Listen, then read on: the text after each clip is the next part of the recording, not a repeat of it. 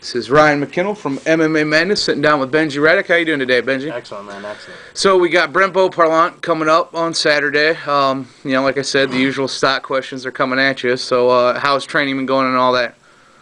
Excellent, man. It's been good. We trained nonstop, man. It was like 2 days, 2 times every day for the last month, man, with Boss, and it's just been really rugged. Basically, I feel really confident, you know. Yeah, run us through like a typical day of training for you over there. All right, are you training at Legends? No, we were training at Elite MMA. It's just right by his house. Okay. So we were staying at a friend's house that's was by the same area. So we were just carpooling in the morning and hit it, and then carpooling at night and hit it. So was Chris out there with you and those guys? A little bit of rest in between. Yeah, Chris came out the last week. So, okay. Yeah, but mainly it was just me and Alex and Boss. Okay. So yeah, run through a typical day. Just basically get up, go out, and do the all-around Boss tape. Add a needs to every combination and every defense, which is basically everybody that doesn't know the Boss tape all-around workout. It's combos. Boss, I was on the tape. Says combos, says defense, says all these different things. You're sprawling, getting up, throwing combos, everything as hard as you can. And then adding knees after every combo and after every sprawl. So and here I thought it was just the dangity. Yeah, pretty much. But it's every it goes on for about 3 minutes, and then we in between on our rests we're passing around medicine ball, then right back to the boss all around. That's just the warm up. We do that for about 4 or 5 rounds, and then we just go in and he has us do all kinds of bag work. We really concentrate on a lot of different knees and all kinds of different little techniques and mainly. Stuff that hurts, you know. Right, you guys train hard over there, right? Yeah, trains very hard, and Boss is I call him my house of pain coach, you know, because everything's meant to hurt, you know. Right. Meant to just cripple your opponent, basically. It's just he's just a complete different style than everybody else, you know. Yeah, and we were kind of talking about it before. Boss, has he talked about the whole Randy situation? How do you feel about that? Have you been keeping up with it? You know, I know you got history, on those parts. Yeah, definitely. I've spent some time with Randy and trained with him. You know, he's from the Northwest there. And right. Spent a lot of time with him, and he's a good guy, and it's just too bad to see that go down with the UFC. You know, but that's just the way things go, I guess sometimes. You know, and I don't think it's the first time that's happened with the UFC. You know, so I don't know. I don't know all the logistics of it and. Try to stay out of that, really. I'm not really a big fan of the gossip, so right. What it is, and I'm sure they'll work it all out, either way, and I'm sure he can go on. He's got a lot of things going on in his life, he's acting and doing other things and staying busy, so he might not even never fight again. So hey, it's hard to believe that he would do that. That he wouldn't want to fight. You think? Do you think it was just Fedor? Or do you think? I think it was Fedor. I think a little bit was Fedor. He definitely wanted to fight Fedor. Right. And you got to give him credit for that. Yeah, for sure. You got to give him credit for that, and also, he's at the top of his game right now. It's not a bad time to retire. Yeah, he unbelievable comes back, to he gets say 2 big wins. He's on top of the world. Why not leave on top of the world? Right. I don't just disagree at all. So. We went through your training.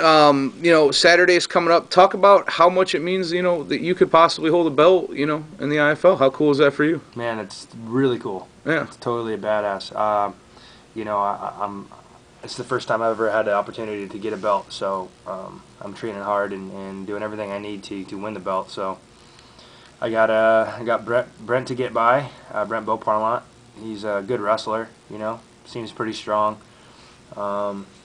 I'm hoping to be able to pick him apart and win this fight, and then go into the finals and fight Brian or Matt Horwich, which I'm very, very interested in watching that fight, because that's just Brian Foster and Matt Horwich. That's just going to be a good fight, because it could go either way. You know what I mean? Right. Brian's tough. He can hit you and hurt you and win the fight, but then Matt's tough. Tough. You can't hurt him, and he keeps coming. He's got great jiu-jitsu. Now, don't you have some history with Matt? Just being from Northwest, are you guys buddies? Or? Yeah, we're buddies, and we've trained together. Hard not to hate the guy. Yeah, you can't hate the guy. You guys, one of a kind, awesome dude. I'm gonna feel, if I ever fight him, I'm gonna feel bad punching him. Yeah. But it's a sport. It's just like a wrestling match. So we'll be friends afterwards. Right. But, we'll see how it goes, man. I'm excited for that fight. I want to see their fight more than a lot of them. So.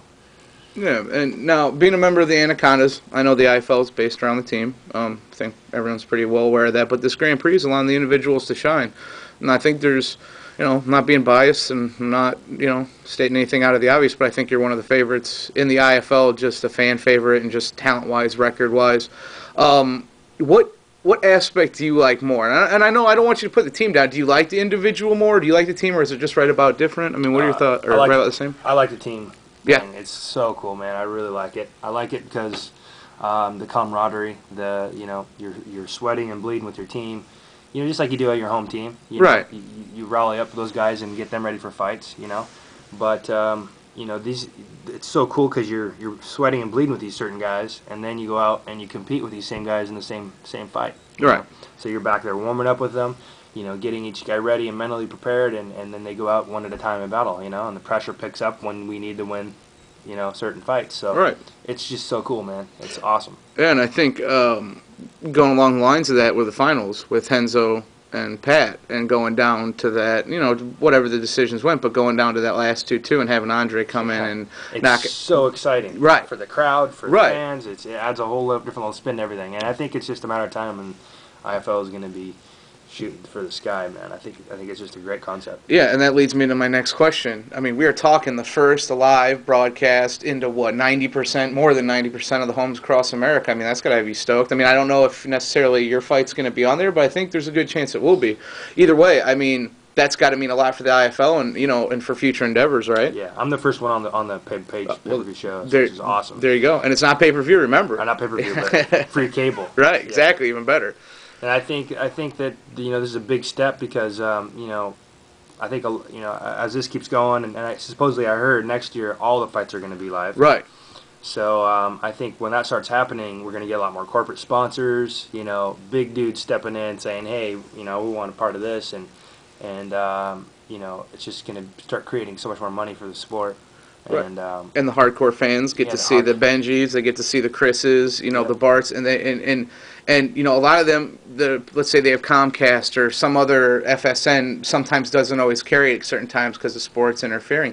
But now they'll be able to sit down at a scheduled time and watch you guys fight live. Yeah. And so that, I agree with you, is going to bring in a whole new score of MMA fans, and that's, you got to have you stoked. Yep. And then what goes along with that as well is, these big sponsors these corporate companies that really haven't stepped in, like right. Nike and all these big dogs that are on the verge, I think, but I don't think they really want the image of the UFC. Right. And so I think they're going to get the image they want through the IFL being, a professional sport, city teams, and I think that just adds a different spin to everything. No elbows, and right. it's really exciting fights and it's just a matter of time for those guys to jump in, Yeah, it wouldn't be bad to have little Nike swooshes on the IFL jerseys. Yeah. Good on the pocketbook. Yeah, right. Wouldn't hurt that either. Well, what does the future hold for Benji Radach? What do you see happening here in the next couple of years? Well, first I want to get this belt.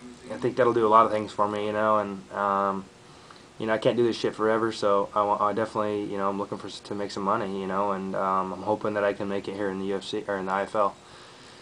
Fair enough. Yeah. Well, I want to thank you, Benji, for sitting down with MMA Madness, and I appreciate your time, bud. You got it, brother. Thanks.